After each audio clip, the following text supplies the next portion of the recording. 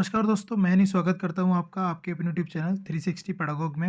हम पढ़ रहे हैं सीटेट की आंसर की को हम कवर कर रहे हैं।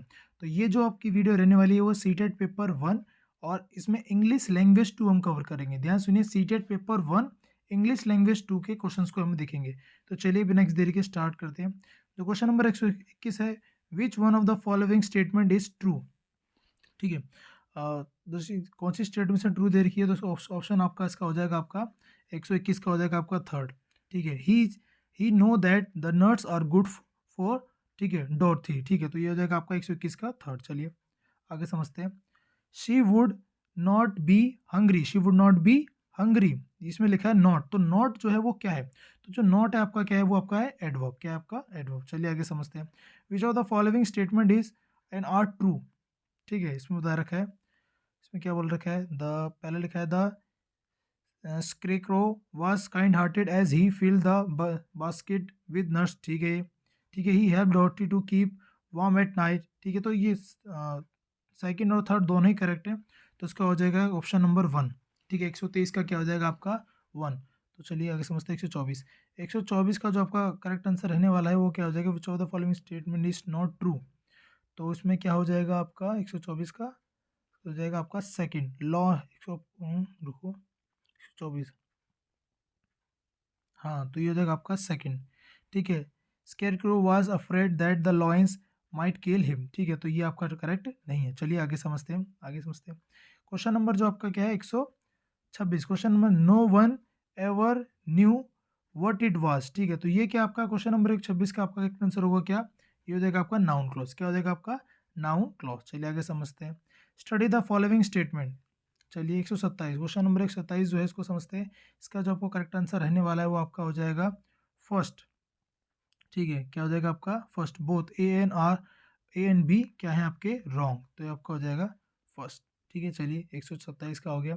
128, क्वेश्चन नंबर 128 का समझते हैं। स्नग, स्नग का मतलब क्या होता है, स्नग का मतलब आपका क्या होता है। ठीक है, आपको सिमिलर मीनिंग बताना है तो वो आपका हो जाएगा कॉजी। क्या हो जाएगा कॉजी। ठीक है, चलिए आगे समझते हैं। Question number 129, it was a wild exultant laugh. ठीक है, तो ये एक्सल्टेंट लाफ, तो जो एक्सल्टेंट है वो आपका क्या है, आपका वो एडजेक्टिव है, क्योंकि लाफ आपका क्या हो गया नाउन और फिर उसके बाद एक्सल्टेंट उसको डिफाइन करा तो एडजेक्टिव हो गया। चलिए आगे समझते हैं।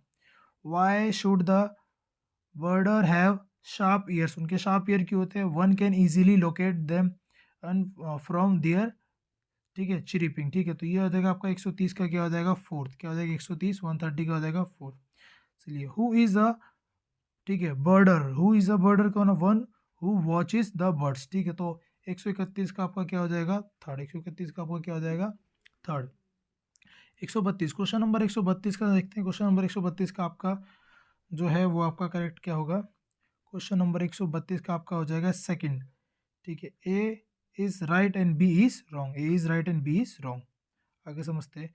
Question number 133, the first bird call I heard as I felt the house. तो ये क्या हो जाएगा आपका ऑप्शन नंबर थर्ड। ये भी क्या है, एक नाउन क्लॉज है आपका। ठीक है, चलिए आगे समझते हैं। 133 का थर्ड हो गया ना। हाँ, 134, question number 134, which of the following statement. 134 का जो आपका करेक्ट आंसर रहने वाला है वो आपका क्या हो जाएगा, वो भी आपका थर्ड हो जाएगा।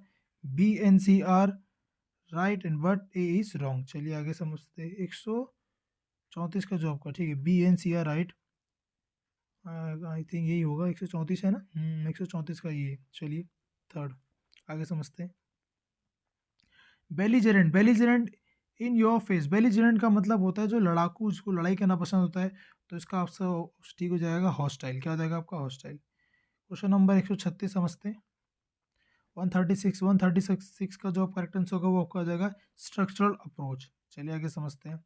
A good speaking activity is that one during which, ठीक है, क्या हो जाएगा, जिसमें क्या होंगे लर्नर्स टॉक्स, मतलब जहाँ पे ज़्यादा से ज़्यादा लर्नर्स बात करेंगे। तो ऑप्शन फोर जो सबसे ज़्यादा करेक्ट है, क्योंकि पहले वाले में लिखा है कि जो आउटस्पोकन है उनको मैक्सिमम बोलने दिया जाए, टीचर एक्सप्लेन करे और लर्नर लिसन करे नहीं, तो सभी बच्चे बोलें ज़्यादा। ठीक है, तो 138 का जो आपका करेक्ट आंसर रहने वाला है 138 का वो आपका हो जाएगा थर्ड। क्या हो जाएगा थर्ड, कि बच्चे जब एक से ज़्यादा भाषाएं सुनते हैं तो वो क्या होता है, तो उनके लिए उस वो एडवांटेज है उनके लिए, तो उनकी उससे क्या होता है कॉग्निटिव डेवलपमेंट और लैंग्वेज उनकी क्या होती है इनहेंस होती है।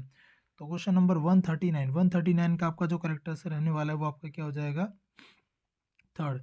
One one of the best way to learn a second language, तो वो क्या है? By constant contact with a native speaker, जो उस लैंग्वेज के नेटिव स्पीकर है उनके साथ कॉन्टैक्ट में रहना इन देयर आवर सोसाइटी। ठीक है, तो ये आपका हो जाएगा। चलिए आगे समझते हैं। 140, language learning is an intensive process and beginning at the birth and continue through out the life. ठीक है भैया, ठीक है, तो मैं एग्री करता हूँ, I agree with this statement कि जन्म से स्टार्ट होती है और वो चलती रहती है जब तक मृत्यु नहीं होती, लैंग्वेज डेवलपमेंट। चलिए आगे समझते हैं। 141, क्वेश्चन नंबर 141 का जो आपका करेक्ट आंसर रहने वाला है वो आपका क्या हो जाएगा? वो हो जाएगा आपका fourth. Provide easy accessible children literature to motivate and generate interest in the learning, तो आपका हो जाएगा फोर्थ। चलिए आगे समझते हैं। 141 का फोर्थ हो गया। 142, क्वेश्चन नंबर 142 का जो आपका करेक्ट आंसर रहने वाला है वो आपका हो जाएगा थर्ड। क्या हो जाएगा? Third. Give them practice to reading the guest. चलिए आगे समझते हैं। होल लैंग्वेज अप्रोचेस, ये क्या है? होल लैंग्वेज अप्रोच क्या होती है? Meaning based. क्या होती है? Meaning based. आगे समझते हैं। असेसमेंट का जो इधर का assessment and process that the foundation stage should be design in a way that, तो 144 का आपका करेक्ट आंसर जो रहने वाला है वो आपका क्या हो जाएगा?